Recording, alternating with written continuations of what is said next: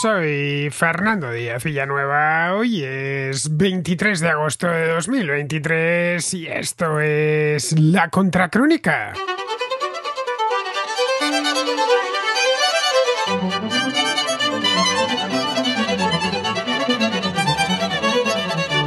Bernardo Arévalo, candidato del Movimiento Semilla, hijo de un expresidente del país, obtuvo este domingo una aplastante victoria en la segunda vuelta de las elecciones presidenciales que se celebraron en Guatemala. Arévalo alcanzó los 58% de los votos frente a Sandra Torres, primera dama durante la presidencia de Álvaro Colom, que se quedó en el 37% y fracasó en su tercer intento consecutivo por acceder a la presidencia. El presidente saliente, Alejandro Giammattei, felicitó al vencedor y se ofreció a realizar un traspaso de poderes ordenado y ejemplar. Arévalo sorprendió a todos en la primera vuelta, que se celebró el 25 de junio, cuando se coló en el balotaje con algo más del 15% de los votos. Por primera vez en la historia de Guatemala pasaban a segunda vuelta dos candidatos de izquierda, algo anormal en un país que suele decantarse por candidatos conservadores. Sandra Torres, de la Unidad Nacional de la Esperanza, más conocido este partido como UNE, es bien conocida, quizá demasiado, por los guatemaltecos. Aparte de ser la esposa del ya fallecido Álvaro Colom, se presentó en 2015 y en 2019 y en ambas ocasiones fue derrotada, primero por Jimmy Morales y luego por Alejandro Giammattei. Tras las últimas elecciones se vio en problemas con la justicia y fue encarcelada durante varios meses acusada de financiación ilegal de su partido. Este año Torres iba por todas y muchos la consideraban la favorita indiscutible. Pero Arévalo, un sociólogo de 65 años, nacido en Uruguay, cuando su padre se encontraba exiliado, se cruzó en su camino. Los guatemaltecos acudieron a las urnas en un contexto de corrupción creciente, retroceso democrático y problemas económicos. Algunos periodistas críticos con el gobierno han padecido una persecución legal. José Rubén Zamora, editor del principal periódico de investigación del país, fue declarado culpable de blanquear $38.000 y sentenciado en el pasado mes de junio a 6 años de prisión. Zamora dijo que fabricaron los cargos en represalia por sus investigaciones sobre casos de corrupción que afectan al gabinete de Giammattei. En ese ambiente, Arévalo llegó inesperadamente a la segunda vuelta. La Fiscalía guatemalteca trató de inhabilitar al Movimiento Semilla, poniendo en riesgo la candidatura de Arévalo, pero el Tribunal Constitucional dictaminó que podía presentarse. Ante las dudas más que razonables, varios altos cargos del partido, temiendo ser arrestados, huyeron de Guatemala y se pusieron a salvo en el extranjero. La maniobra de la Fiscalía propulsó a Arévalo en las encuestas, lo que le ha permitido convertirse en presidente. A partir de este punto se abre una gran incógnita. Aunque hijo de un presidente que gobernó hace más de 70 años, Bernardo Arévalo es relativamente nuevo en política. La mayor parte de su carrera la ha desarrollado en la diplomacia. Fue embajador en España y luego se especializó en resolución de conflictos internacionales. No fue hasta 2015 cuando creó un grupo de estudio al que llamó Semilla, germen del movimiento que le ha llevado hasta la presidencia. Ideológicamente, Arévalo se inscribe en el centro-izquierda, pero más un centro-izquierda de la línea europea que de la centroamericana. Pues bien, para hablar sobre estas elecciones en Guatemala, que tanta sorpresa han generado dentro y fuera del país, nos visita hoy Alberto Garín, que es guatemalteco consorte y gran conocedor, por lo tanto, de todo lo que acontece en su país de adopción.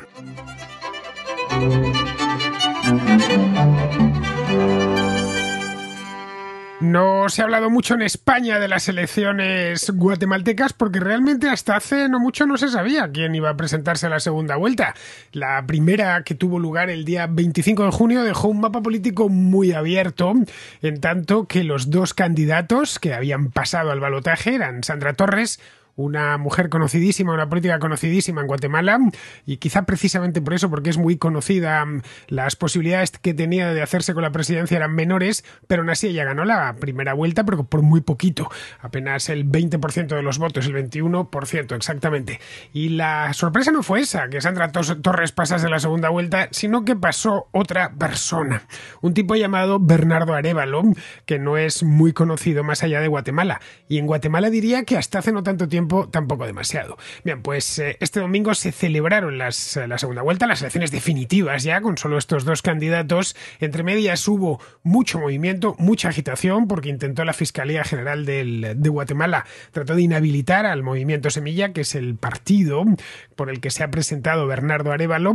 No lo consiguió y el resultado es que Arévalo pudo presentarse y ha ganado las elecciones, las ha ganado con autoridad, con un 58% de los votos. Bien, sobre estas elecciones habíamos hablado Alberto y yo ya en alguna ocasión. Como bien sabéis, Alberto es medio guatemalteco y yo no soy guatemalteco, ni siquiera medio, pero viví allí en Guatemala y es un país al que me siento muy cercano y al que sigo los asuntos que suceden en política y en otras muchas cosas. Así que nada, durante este verano hemos conversado en más de una ocasión sobre lo que podría pasar, y ha pasado lo que nadie se imaginaba, y es que Arévalo será, a partir del próximo, creo que es el 15 de enero, una cosa así, será el próximo presidente de Guatemala, y el primer sorprendido es Alberto, a quien tengo al otro lado de la línea telefónica. Muy buenas, Alberto.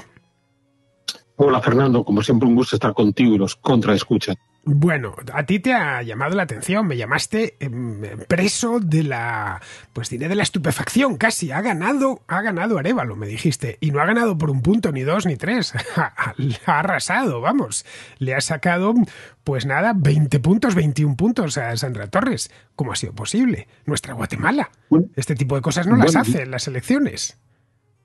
Yo creo que la sorpresa fue en la primera vuelta cuando Arévalo se coló para la segunda vuelta. A partir de ahí, el hecho de que pudiera ganar, pues bueno, las encuestas, desde que se celebró la primera vuelta, las encuestas le dieron siempre como ganador a Arévalo. Y al final sí, en efecto, es lo que ha conseguido la victoria. Pero aunque las encuestas le daban como ganador, no era del todo seguro que se pudiese presentar, porque una de las cosas que los guatemaltecos chapines, que es como se les conoce, como se conocen a sí mismos, que los chapines han tenido que padecer durante estos últimos meses, ha sido un par de meses muy raros en los que cabía la posibilidad de que Arévalo no se pudiese presentar. Tú y yo lo hablamos, de hecho, hace no tanto, hace cosa de un mes, que no estaba del todo seguro porque le habían hincado el diente. Bueno, en realidad, esta sensación de que a lo mejor no se pueden presentar no solamente deriva de que se trató de sacar al partido de Arévalo, al Movimiento Semilla, del proceso electoral, sino que antes de la primera vuelta ya hubo al menos dos candidatos muy significativos que se les sacó del proceso electoral porque no habían cumplido desde el punto de vista formal todos los pasos necesarios para poder presentarse. El primer caso fue el del movimiento de Telma Cabrera, esta líder indígena, que llevaba como compañero de carrera electoral a un antiguo procurador de los derechos humanos, Jordán Rodas. Pues bueno, Jordán Rodas no había presentado toda la papelería necesaria para ser reconocido como candidato a la vicepresidencia. Entonces, cuando la presentó ya estaba fuera de plazo y de esa manera esa pareja electoral, Telma Cabrera, Jordán Rodas, se quedaron fuera. Era muy curioso porque en ese momento uno de los temores que había en Guatemala es que esta líder, Telma Cabrera, que simplificándolo mucho podría ser un equivalente a un Evo Morales en Guatemala, tenía muchas posibilidades de ir a segunda vuelta y a partir de ahí había que ver qué recorrido tenía. En el momento que se saca a Telma Cabrera y a Jordán Rodas del proceso electoral, se considera que, bueno, que la política de siempre de Guatemala impide que los más marginados, los más oprimidos tengan voz y demás. Vale. Pero luego hubo un segundo caso, cuando ya estaban dentro del proceso electoral y antes de la primera vuelta, que fue un empresario del transporte, Carlos Pineda, que tenía también su propio partido político, Iniciativa Ciudadana. A él, ya cuando está dentro del proceso, se ha sacado una encuesta, hay un periódico mayoritario en Guatemala, Prensa Libre, que saca una encuesta en la que le da a Carlos Pineda una ventaja considerable sobre los otros candidatos, y Carlos Pineda es un tipo que en principio nadie conoce. Nadie sabe de dónde ha salido este caballero. Después supimos que se manejaba muy bien por las redes sociales. Pues a él también lo van a sacar de la carrera electoral por otro defecto de forma. Cuando se había proclamado la candidatura de Carlos Pineda y sus colegas, en ese acto donde se hace esa proclamación no se cumplieron todos los requisitos formales que exigía la ley para poder hacer esa proclamación. Tampoco prosperó la candidatura de Roberto Arzú, acuérdate. Sí, pero el caso anularon la inscripción. Sí, pero el caso de Roberto Arzú, digamos que Roberto Arzú es hijo de un anterior presidente de Guatemala, de Álvaro Arzú, digamos que forma parte de los habituales en estos procesos electorales, mientras que el movimiento de Telma Cabrera y sobre todo el partido de Carlos Pineda vino a ser la voz disonante. O sea, ¿quiénes son? Bueno, Telma Cabrera la conocíamos, pero Carlos Pineda, ¿quién es este señor que se nos ha colado? Y todo parecía que se estaban utilizando los métodos más oscuros para impedir que estos outsiders tuvieran alguna posibilidad de participar en la carrera electoral. Pero ojo, te está contando que en el caso de Carlos Pineda, quien se lo cargó fue su antiguo compañero de andanzas, Manuel Valdizón, que ya fue candidato a la presidencia de la República. Pues fue Valdizón el que denunció a su antiguo compañero Carlos Pineda, que le había abandonado, para sacarle del juego. O sea que fue una matanza entre ellos. Bien, claro, llegados a ese punto, volvimos a tener los candidatos tradicionales, donde teníamos nombres ya conocidos porque se habían presentado en elecciones anteriores. Tú has hablado de Sandra Torres, que es la exmujer de quien fuera otro de los presidentes de Guatemala, de Álvaro Colom. Estaba Zuri Ríos, que es la hija de un antiguo dictador, Efraín Ríos Montt. Bien, estaba Mulet, que es otro personaje que se ha presentado muchas veces. Digamos que al final parecía que de nuevo nos encontrábamos por enésima vez en las elecciones, donde todo estaba más o menos cocinado, los candidatos más o menos conocidos se presentaban. Entonces, vamos a ver quién llega hasta la segunda vuelta y ahí vemos cómo se hace esa elección. Y es ahí donde, por sorpresa, se coló Arévalo. De hecho, hace unos meses, cuando hablábamos de las elecciones de Guatemala, que se celebran cada 4 años y que son a 2 vueltas, y empezábamos a ver quiénes habían formalizado su candidatura. Había 2 de los que hablamos, uno era Zuri Ríos, que se presenta, pues no sé por qué vez ya, pero vamos, por enésima vez, una cosa así, y el otro era Edmond Mulet, que hablamos un rato de él. Mulet había sido, fue diputado muchos años, un tipo que llevaba toda la vida ahí. Y luego, aparte de eso, Sandra Torres. Entre los 3 la cosa se estaba moviendo. Y luego estaba Telma Cabrera, que es una indigenista. En principio, cuando hablábamos de esto en enero, febrero, marzo de este año, estábamos moviéndonos en esos 4 candidatos, pero en ningún momento había salido el nombre de Arévalo hasta el 26 de junio, que es cuando hablamos de nuevo sobre las elecciones en Guatemala. ¿De dónde ha salido este tipo? ¿Cómo pudo hacer un resultado tan bueno? ¿Cómo pudo quedarse, que no está nada mal, nos puede parecer poco, pero de la nada o de la casi nada, tener el 15% de los votos y ser el segundo en un país difícil con un montón de candidatos que se presentan a las presidenciales? No son ni 2 ni 3, no sé cuántos serán este año, pero suelen ser muchísimos. Bien, es difícil conseguir, pues no sé cuántos votos fueron, pero lo suficientes para que tuviese el 15% y pasase a la siguiente vuelta. Bueno, aquí podríamos pretender explicarlo en el hecho de que el partido que ha llevado a Arévalo a la presidencia, el Movimiento Semilla, es un partido que ya está consolidado. Comenzó su andadura política hace ya más de 4 años, han tenido un recorrido, han sido capaces de crear sus redes sociales y demás. Entonces, digamos que no estaban dentro del sistema tradicional, no son los que llevan presentándose elección tras elección desde hace décadas, pero ahí estaban.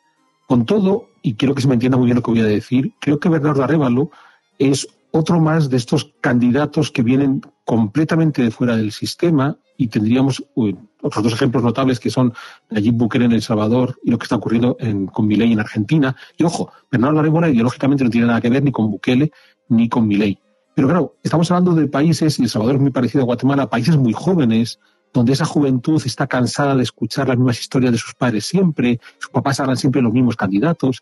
Como son países muy jóvenes, hay mucho voto joven que las encuestas tradicionales no son capaces de controlar realmente, o sea, no son capaces de llegar hasta ellos para entender cómo ese joven quiere votar. Entonces, lo que ha sucedido es que nos hemos sorprendido de que Bernardo Arévalo pasara a segunda vuelta, como nos puede sorprender que Milei tenga ese resultado en Argentina, porque están recibiendo votos de gente que no están dentro del sistema habitual de las tertulias políticas, las encuestas más tradicionales y demás. Y por eso es porque nos choca. Posiblemente habrá que empezar a tomar otras formas de medir las intenciones de voto de los electores. En el caso de Arévalo, lo que tenemos es un candidato que bien podría haberse presentado en España. Es un candidato de centroizquierda perfectamente homologable con casi cualquier candidato de centroizquierda europeo. Es una sorpresa más. Un candidato así uno no se espera en Centroamérica. Hablabas de Bukele hace un momento, pero no se me ocurren 2 candidatos más distintos que Arévalo y que Bukele. Son 2 países, por cierto, Guatemala y El Salvador, no solo vecinos, sino además muy parecidos, con una demografía muy similar. ¿Cómo puede ser que salvadoreños y chapines, tan cercanos en todo, se han decantado por 2 candidatos tan distintos? Pues ya te digo, creo que lo que prima aquí es el candidato que está fuera del sistema, el candidato que no responde a los modelos de gobierno tradicionales que están gobernando. En el caso de El Salvador los conocíamos, ¿no? Arena y el Farabundo Martí. En el caso de Guatemala van cambiando los nombres, pero siempre son las mismas caras. Entonces, se ha votado a candidato que está fuera del sistema. Me parece muy bien la precisión que has hecho. Es muy interesante pensar que en Guatemala el espectro político está muy llevado hacia la derecha. Entonces, Bernardo Arévalo es un tipo que en Guatemala, se le puede ver como de extrema izquierda, pero que para sus estándares europeos es un tipo de centro izquierda. Ya está. De la misma manera que Sandra Torres, durante años, la que también pasó la segunda vuelta, durante años Sandra Torres fue vista en Guatemala como alguien de izquierdas, casi en el límite del centro, de la extrema izquierda, y el programa político de Sandra Torres sería algo muy similar, no muy alejado del PP en España. Pero, de nuevo, como el marco político guatemalteco está muy llevado hacia la derecha, las etiquetas que puedan poner en Guatemala estos partidos, si hacemos la lectura desde el mundo europeo, nos va a chocar a la hora de leer esos programas políticos y decir, oye, pues este señor no es que sea este no es un podemita como los que podemos tener en España, es bastante más moderado que eso.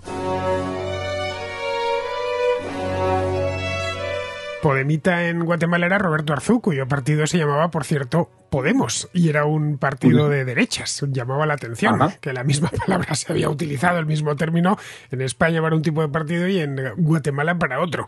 Bien, lo que te decía de que el candidato en sí es un candidato muy asimilable con lo que es el centro izquierda europeo. Si hubiese ganado las elecciones, no lo sé, en la propia España, en Portugal, en Italia, en Francia, no hubiera llamado la atención de nadie. Pero en Guatemala, donde tú y yo hemos hablado muchas veces que no ha terminado del todo la Guerra Fría, a pesar de que han pasado ya más de 30 años, llama la atención.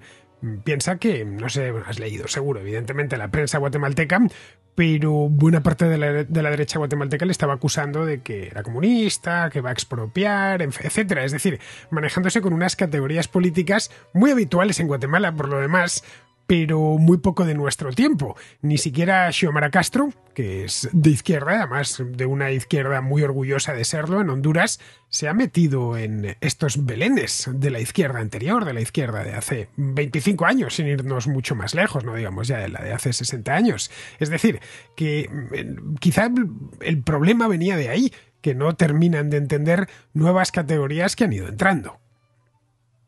Bueno, aquí hay que distinguir en la realidad política guatemalteca, que es algo que no ha ocurrido solo con la democracia, que se reinstauró con Benicio Cerezo a mediados de los 80, incluso con los gobiernos militares previos. En Guatemala la política queda en manos de una serie de políticos más o menos profesionales que no pertenecen de partida a la élite económica del país, que corren paralelo y tienen su propio desarrollo. Esa élite económica del país lo que busca es que el gobierno interfiera lo menos posible en la actividad económica para ellos poder seguir mejorando su situación económica. ¿De acuerdo?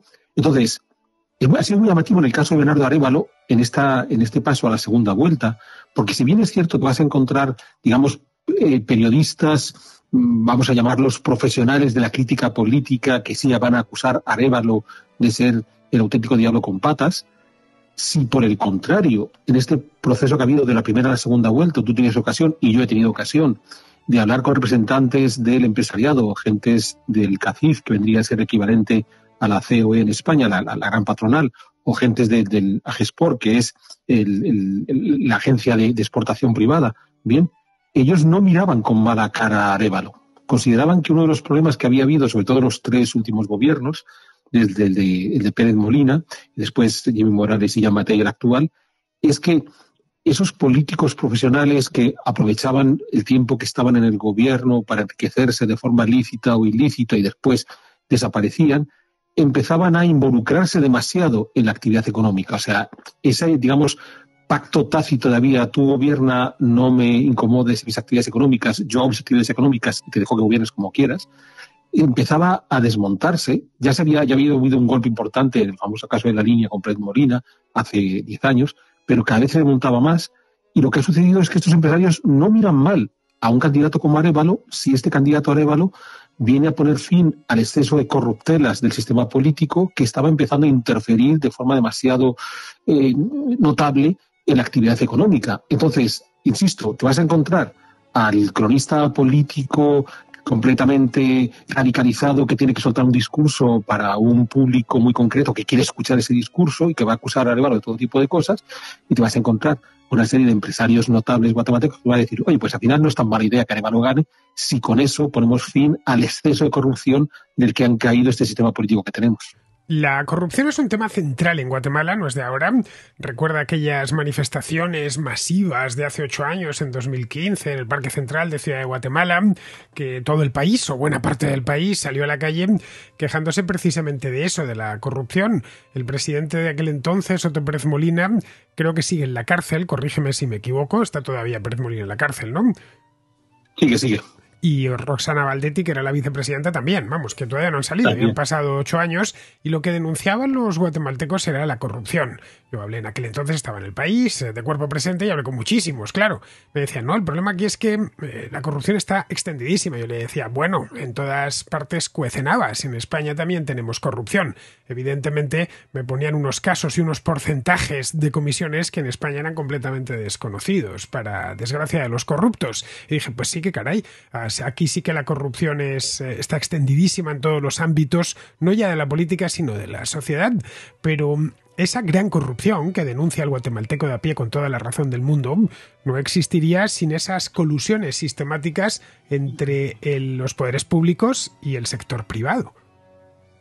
Pero es que el caso de la línea, que es el que hizo llevar a la cárcel a Pérez Molina y a Rosana Valdetti, es muy fácil de explicar.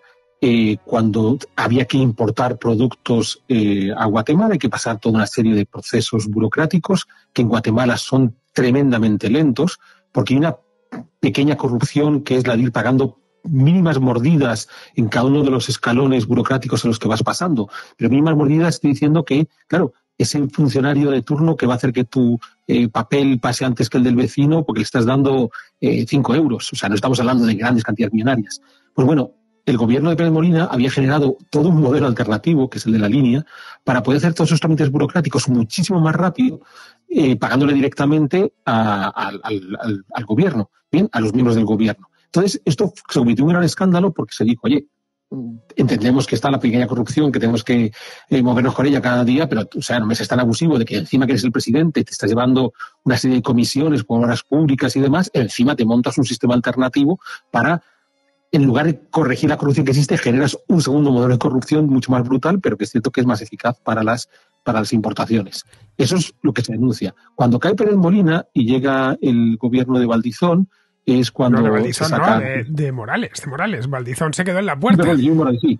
Sí, perdón, de Jimmy Morales es cuando se saca la CICIG, que era esta Comisión Internacional contra la Impunidad que había en Guatemala. Entonces, los políticos descubren que lo que ha hecho Pérez Molina es muy interesante y que ellos pueden crear toda una serie de sistemas por todas partes para, de esa forma, sacar el máximo provecho. O sea, ya no solamente me voy a cobrar una comisión de una obra pública, voy a sacarle dinero a donde sea. Y es contra eso, contra lo que te insisto, es donde vas a encontrarte empresarios hoy en la segunda vuelta con Arévalo que dicen, oye, si al final logramos limpiar un poquito esta corrupción exagerada que ya tenemos, no la pequeña corrupción del funcionario público que te cobra los 5 euros, sino la de los ministros y presidentes que están generando sistemas alternativos, esa es la que queremos ver si Arévalo la desmonta, porque claro, eso ya no es un beneficio para mí como empresario, eso ya se ha convertido en una especie de sistema fiscal bis que me está jodiendo mis beneficios. La corrupción en Guatemala, como bien sabes, lo sabes perfectamente porque has vivido allí muchos años, está extendida desde la parte más baja de la sociedad. A mí me lo dijeron y es más, me advirtieron que no tardaría en encontrarme con algún policía que me pidiese dinero. Y efectivamente sucedió a las pocas semanas. No me pidieron dinero directamente, sino me pidieron que les invitase a un café. Ya sabes, invítenos a un cafecito y el cafecito me costó, creo que fue 100 quetzales, es decir, nada, 1 euro. Pero dije, si están una pareja de policías pidiéndote 100 quetzales por 10 euros, perdón, pidiéndote 100 quetzales para un café, ya sabes, entre comillas, esto significa que en la parte alta de la pirámide tienen que estar robando a manos llenas. Sí, porque como te insisto, el problema está en que existe esa pequeña corrupción es algo constante, es algo continuo, bien, y luego a partir del modelo de Pérez Molina se creó una gran corrupción, incluso es muy simpático porque como suelen ser los mismos partidos que vayan cambiando los nombres, los mismos candidatos y los mismos diputados, y se ha terminado por establecer un término que es muy manejado por la prensa guatemalteca, que es el pacto de corruptos. ¿Y cuál es el pacto de corruptos? Pues está configurado por buena parte de los diputados de Congreso, que siempre es lo mismo si se van eligiendo, y que han generado ese modelo de gran corrupción que ha terminado por ser hasta un inconveniente para los propios grandes empresarios guatemaltecos. ¿Y esto, Arévalo, hasta qué punto tiene posibilidad de acabar con ello? Porque esto es como aquella serie, acuérdate, de televisión italiana de los años 80, ¿no? La Piovra, el pulpo. Al final, los sistemas corruptos tienen tantos tentáculos que es imposible. Cortas uno, pero hay muchísimos más alrededor. Acabar con esto en un mandato de solo 4 años, con el Congreso en contra, yo lo veo no imposible, porque imposible no es, pero francamente difícil.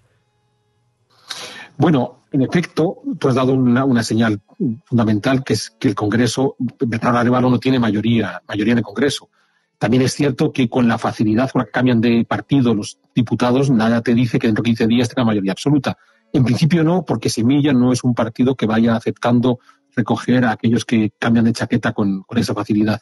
Entonces, el Congreso va a bloquear muchas de las iniciativas legales que puedan de alguna forma tratar de acabar con esos modelos corruptos. Pero al final la corrupción no es tanto el marco legal como los funcionarios que tienen que ejecutar ese marco legal. Y buena parte de esos funcionarios son nombrados por el gobierno. O sea, no existe la figura del funcionario público que conocemos en España, que es un tipo que gana una oposición, que permanece en su puesto durante muchísimos años y no importa cuál sea el partido que gobierne, porque él tiene su puesto. Bien, en Guatemala es un poco aquel modelo que leemos en las novelas del siglo XIX españolas, del cesante, ¿no? Que cuando cambiaban el gobierno había un grupo de gente que salía de los ministerios para entrar los del partido que llegaba al poder, y cuando cambiaban de partido cambiaban todos los funcionarios. En Guatemala funciona un poco así. Entonces, claro, ahí sí tiene capacidad Arévalo para poder tratar de cambiar esos funcionarios. Pero claro, es que el problema es que la corrupción es algo que está terriblemente interiorizado en la sociedad guatemalteca. O sea, si yo, teniendo la posibilidad de cobrar una mordida, no lo hago,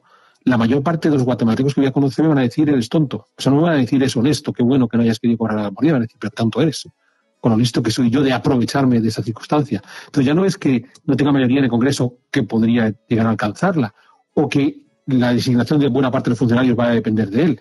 Es que, insisto, está tan interiorizada esa pequeña corrupción en la sociedad guatemalteca que romper con esa mala maña va a ser complicadísimo. Luego, otro problema que tiene Guatemala, que lo comparte con El Salvador, lo comparte con Honduras, bueno, en general lo comparte con muchísimos países de Hispanoamérica, es el de la seguridad, de la delincuencia, vamos, que en el país es peligroso ir a ciertas horas y en ciertos lugares por la calle porque te arriesgas a que te roben o incluso a que te asesinen, ¿no? En el caso de Arévalo, no trae tampoco un programa especialmente de combate contra las maras ni de poner fin a todo esto. Al contrario, las medidas de excepción que está tomando Bukele en el vecino Salvador no tiene previsto tomarlas, ni mucho menos, a pesar de que esas medidas en aquella zona del mundo, en el Triángulo Norte de Centroamérica, son muy populares entre el común de la gente, teniendo en cuenta que en El Salvador, pues esto de meter a los mareros en la cárcel, en esta cárcel gigantesca que ha hecho bajar de golpe los índices de criminalidad. En este caso, parece ser que lo que les preocupa más ahora es el tema de la corrupción y no tanto el tema de la inseguridad. Bueno, ahí entramos en otro factor del que no hemos hablado hasta ahora y que también tiene su influencia no solo en el proceso electoral, sino en la vida política guatemalteca en general, que es el tráfico de drogas. Entonces, ¿hasta qué punto el narcotráfico influye en la vida política y en la vida en general en Guatemala? Pues de forma muy notable. O sea, Guatemala sí es uno de esos portaaviones desde los que lanzar la droga hacia Estados Unidos. El tráfico de drogas cada vez es más... la actividad vinculada al narcotráfico cada vez es más visible en Guatemala. En el desarrollo económico hay regiones, el oriente de Guatemala era la parte, digamos, más deprimida del país y ha tenido un salto cualitativo a nivel de infraestructuras, de comercios, de viviendas, que está vinculado al narcotráfico. Curiosamente, el narcotráfico lo que ha provocado en los últimos 15, 10 años ha sido una relativa reducción de la violencia. ¿Por qué? Porque los narcotraficantes no quieren determinados problemas de violencia en sus territorios. Entonces, parece contradictorio, porque tenemos siempre la imagen de que el narcotráfico trae violencia, pero claro, los niveles de violencia eran tan elevados en Guatemala que la llegada de los narcotraficantes permitió que se redujeran esos niveles de violencia. Con esto no estoy diciendo que la solución sea que Guatemala se convierta en un narcoestado, pero estoy diciendo que, claro, meterse con ese problema complejo de narcotráfico es muy difícil. O sea, bastante tienen un presidente como Arévalo o incluso Yamatei cuando estaba en el gobierno con solucionar el día a día, ¿no? un país donde hay huracanes, donde hay terremotos, donde hay volcanes, donde por tanto te van las carreteras al carajo cada 2 por 3, donde tienes un problema de distribución de aguas, de energía eléctrica y demás, tienes que bregar con eso. Además, Bernardo Arévalo llega con la idea de poner fin a la corrupción. Si además le pides ya no la violencia, sino que haga cara a que se enfrente a los narcotraficantes, es realmente complicado. Y claro, no hacer frente a los narcotraficantes les permite seguir creciendo sus cuotas de poder. Y si no lo haces hoy, pues quizás cuando quieras hacerlo mañana ya te va a resultar imposible. De hecho, cuando empezábamos a hablar de las elecciones guatemaltecas a principio de este año, recuerda que comentábamos que podrían presentarse narcocandidatos, que era una posibilidad factible. Sí, aquí hay que ser cuidadoso porque uno de los elementos por los que se acusó a uno de esos candidatos que sacaron al principio, a Carlos Pineda, es que podía estar vinculado a ese mundo del narcotráfico. Yo no lo puedo afirmar aquí rotundamente, no tengo pruebas ni nada por el estilo, pero fue uno de los run más contundentes que hubo. O sea, de repente aparece este personaje que tiene ese tirón porque ha sido capaz de moverse las redes sociales a un nivel que ningún otro candidato había conseguido y se dijo, oye, esto es lo que huele a dinero en narcotráfico.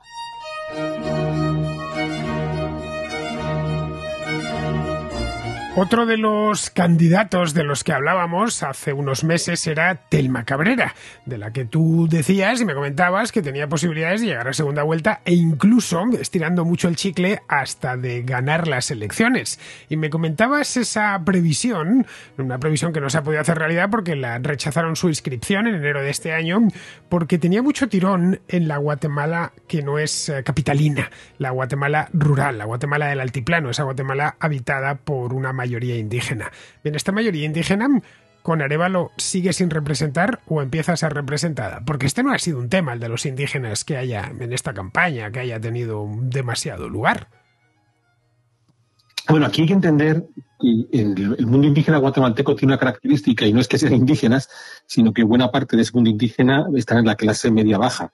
Entonces, es más una conciencia, digamos, de clase que una conciencia racial, ¿no?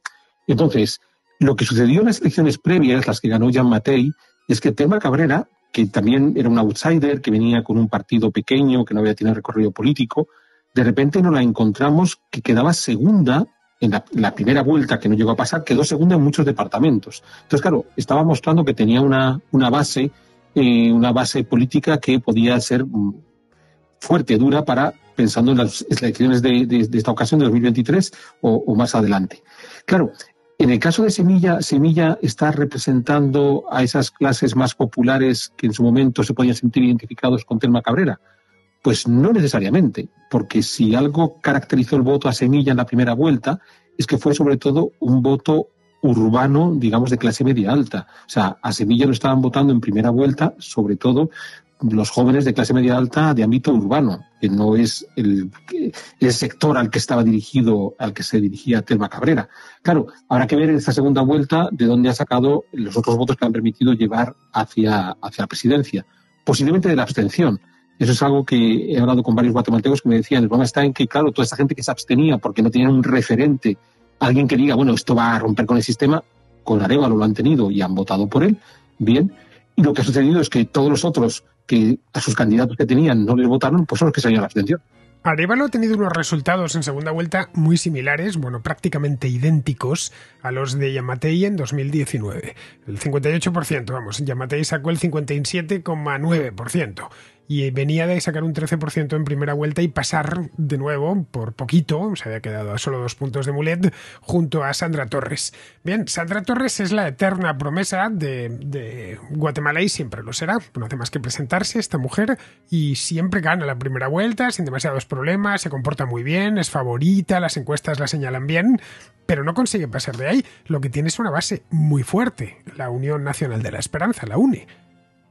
Hombre, después de todo es el partido más antiguo que se conserva en la actualidad en Guatemala con los unionistas. Bien, los unionistas son un partido de derecha, centro-derecha. Entonces, claro, la UNE es una entidad política muy rocosa que llama mucho la atención porque los partidos políticos en Guatemala suelen durar muy poquito. O sea, suelen crearse para lanzar al candidato.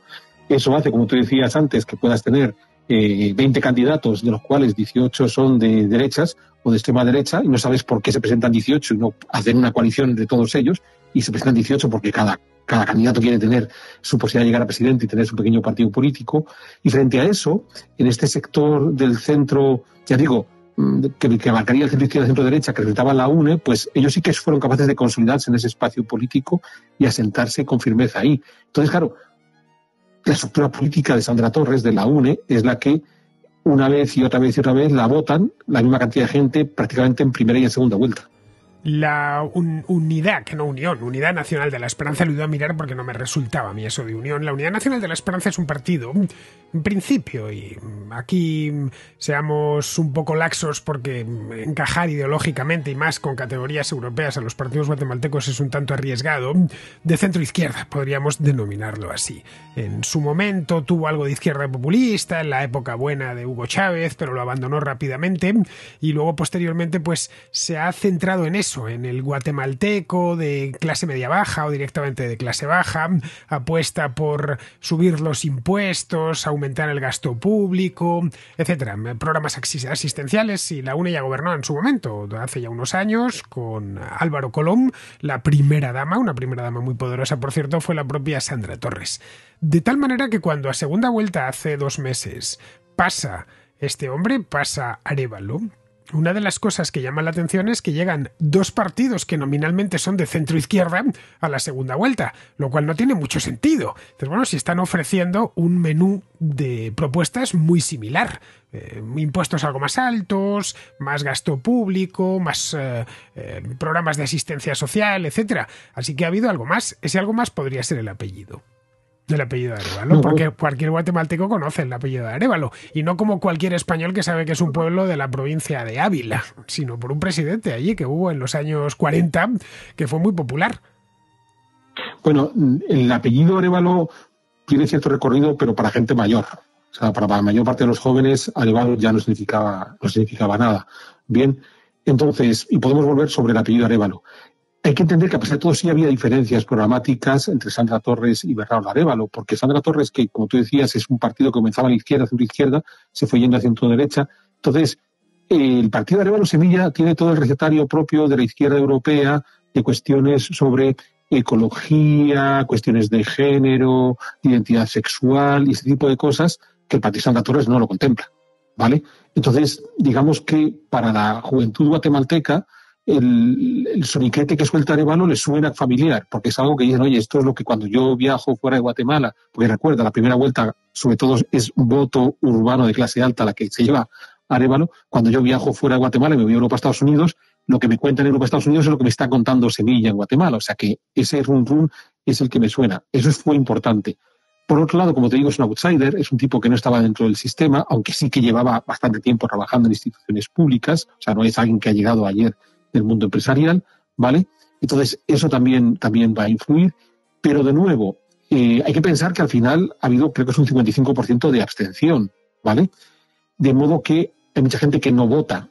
Entonces, en la primera vuelta ya hubo una abstención muy alta y son muchos de estos que se habían abstenido en la primera vuelta porque no tenían un candidato que les llamaba la atención, los que han terminado por votar a Arévalo. O sea que no tenemos que jugar con pautas europeas donde empecemos a entender las vicisitudes sociales de cada grupo y demás. Hay que dejarse llevar por cuestiones más viscerales de decir, pues bueno, entiendo el discurso que me suelta, aunque ideológicamente estemos a las antípodas, pero al menos estamos hablando el mismo lenguaje, se comunica conmigo a través de redes sociales y no de que me tenga que ir a escuchar el meeting a la plaza del pueblo. Además es un tipo que no es el mismo nombre que escuchaba a mis padres en casa repitiéndose una y otra vez. Entonces son más ese tipo de características que una cuestión verdaderamente ideológica o la relación con el apellido familiar, más allá de que su padre fuera un presidente muy significativo de Guatemala. Pero no fue un presidente cualquiera. Juan José Arévalo, si estudias historia de Guatemala, yo cuando llegué allí leí un libro precisamente sobre la historia de Guatemala y es una presidencia fundamental. Duró bastantes años, creo que fueron 5 o 6, y fue el precedente, el precursor de Arbenz, que, en fin, es una presidencia central dentro de la historia de Guatemala del siglo XX. Hizo además muchas reformas. Sí. Entonces, en efecto, Arévalo llega al hilo de una revolución, digamos, liberal progresista que se lleva a cabo en Guatemala a finales de 1944, no contra el régimen de Ubico. Ubico era un general que había gobernado durante muchísimo tiempo, sino contra otro general que había sustituido a Ubico, Ponce Baidés.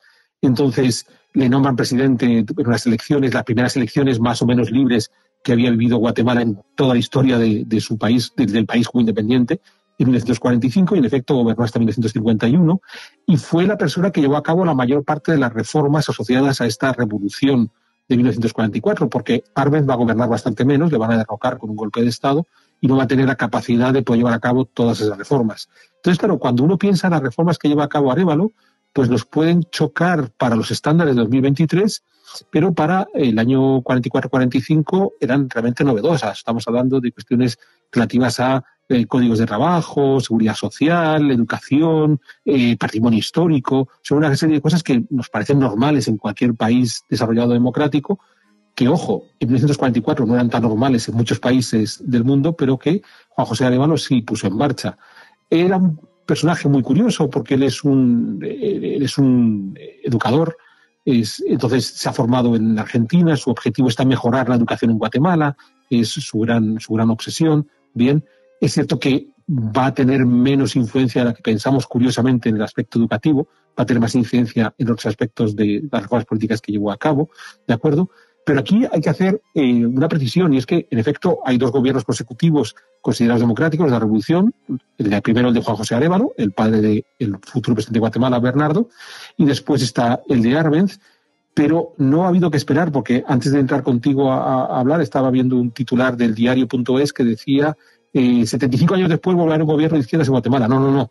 Ha habido otros gobiernos de izquierdas en Guatemala por el camino. O sea, hay uno que se llama el famoso tercer gobierno de la Revolución, que fue el de Julio César Méndez Montenegro a finales de los 60. El propio esposo de Sandra Torres, Álvaro Colón, para los estándares europeos sería un gobierno de izquierdas. O sea, que no ha hecho falta que tuviera que venir el hijo de Arévalo para que Guatemala tenga gobierno de izquierdas. Entre el primer gobierno del primer Arévalo y el nuevo gobierno del segundo Arévalo ha habido algunos gobiernos de izquierdas en Guatemala. Ya sabes lo aficionados que son ciertos periódicos a la épica y al sensacionalismo, ¿no? Y total, el común de los mortales, y más de los mortales españoles, desconoce por completo la historia de Guatemala, y si le dices que es el primer gobierno de izquierdas desde tiempos de Arbenz, pues se lo cree. Tampoco se va a repasar todas las presidencias.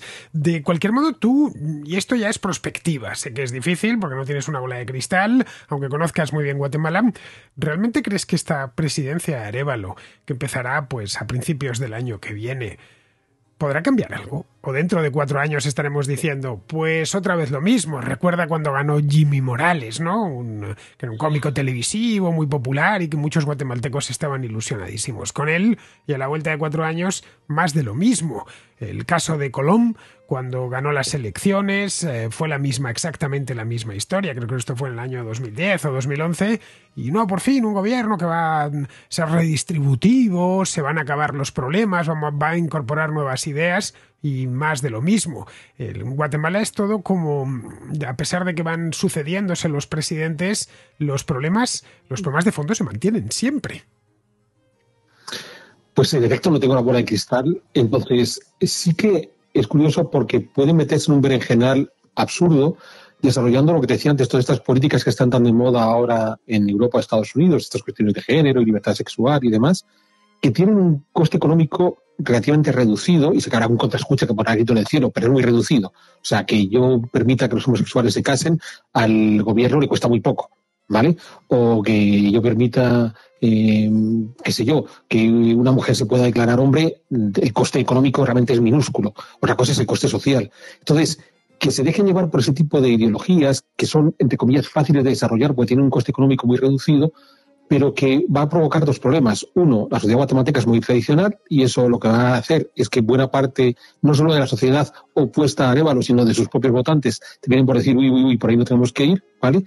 Y 2, que van a dejar de centrarse en los problemas reales de Guatemala, sobre todo la cuestión de la corrupción y de la violencia. Entonces, ese es el primer riesgo que veo que pueden tener, que se dejen llevar por lo fácil, por el titular sencillo de haber generado una serie de supuestas libertades en cuestiones de género, identidad sexual y demás, ¿vale? Sin realmente entrar de lleno en los problemas reales del país. En cuanto a los problemas reales del país, pues ya te digo, es que no es una cuestión coyuntural, es que la corrupción de pequeña intensidad que vive Guatemala no es el resultado de la línea, el caso de la línea que comentábamos antes de Pérez Molina, es algo que ya forma parte de la estructura social de Guatemala. Entonces, ¿cómo atacar ese problema de la corrupción? Va a ser la gran dificultad a la que tiene que enfrentarse el gobierno de Arévalo. ¿Va a tener capacidad para hacerlo? Realmente no lo sé.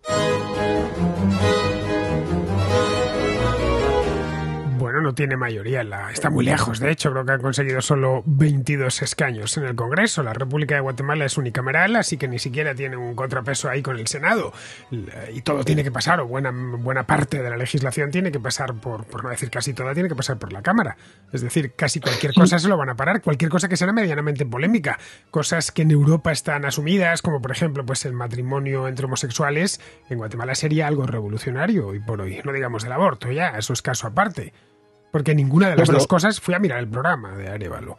A ver, voy a mirarlo como si está a favor del matrimonio homosexual y a favor del aborto, sí que realmente, desde las elecciones, desde la campaña, sí que realmente está diciendo algo que en Guatemala no dice casi nadie, ¿no? Ninguna de las dos cosas se ha pronunciado, ¿eh? No, pero lo que voy es que tú sí puedes acabar con la corrupción, porque como te decía antes, la elección de los funcionarios depende del gobierno, pero conseguir los miles de funcionarios honestos que necesitas para acabar con la corrupción, esa es la gran dificultad.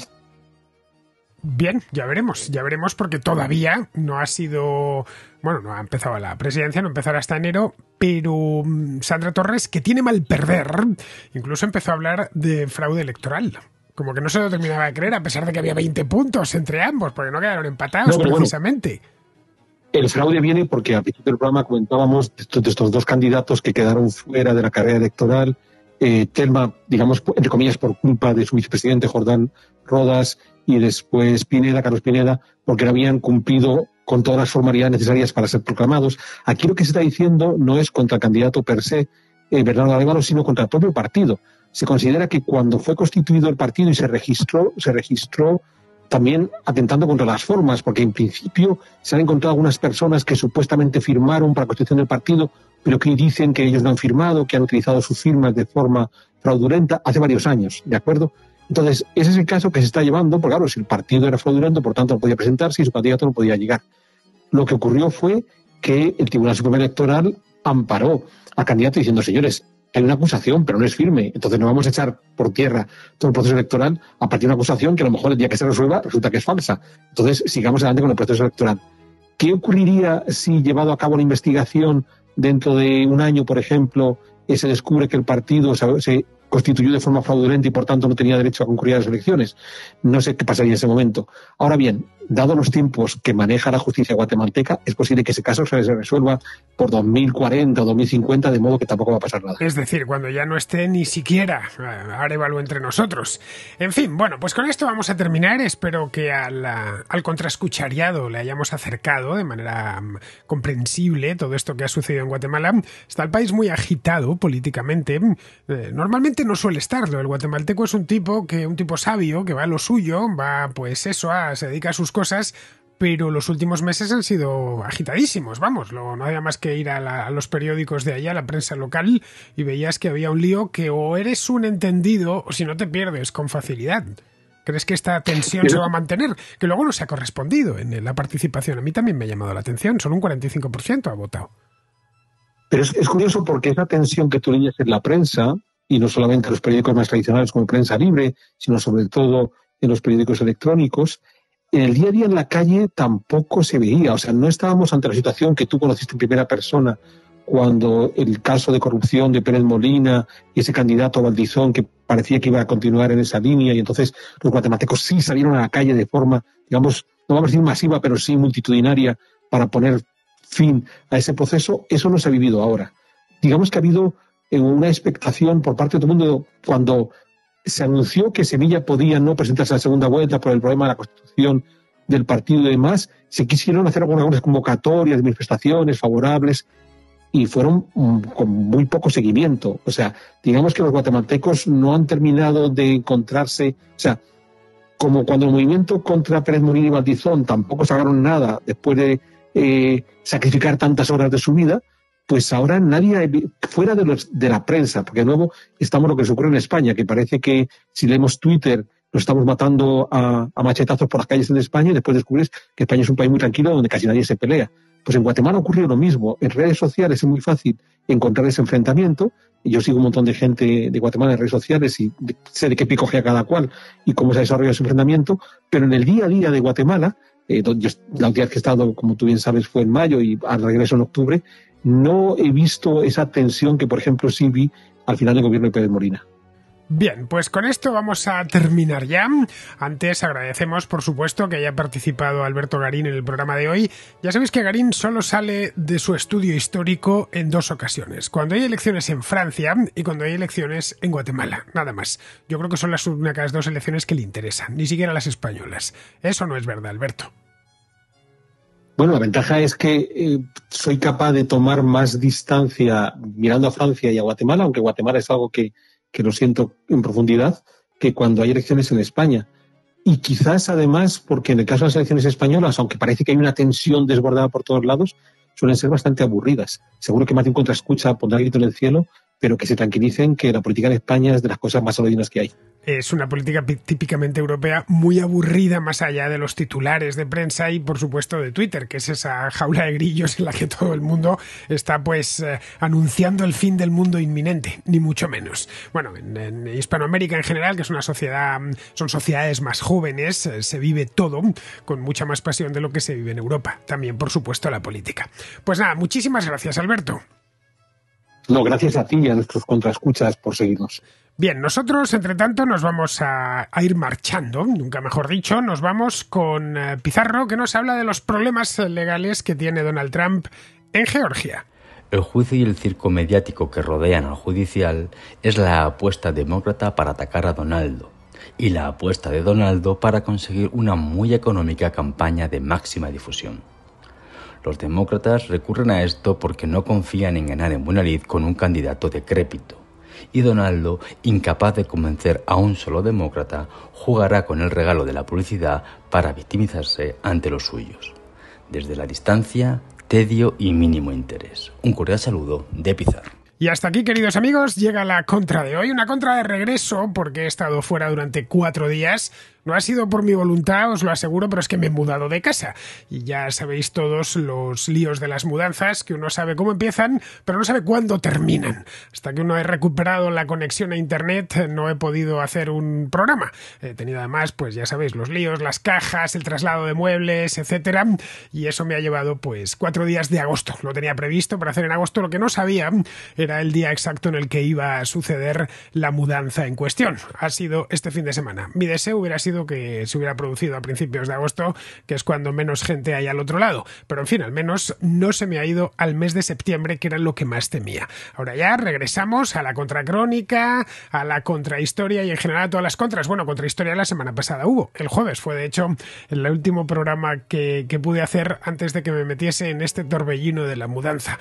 Eso sí, voy a tener, hasta que termine de tener todo en su sitio y todo colocado, quien ha puesto una casa lo sabe, voy a tener que ir produciendo de manera algo más lenta. Espero que para finales de este mes esté todo en su sitio. Bien, queridos amigos, pues con esto me despido de todos vosotros. Hasta mañana.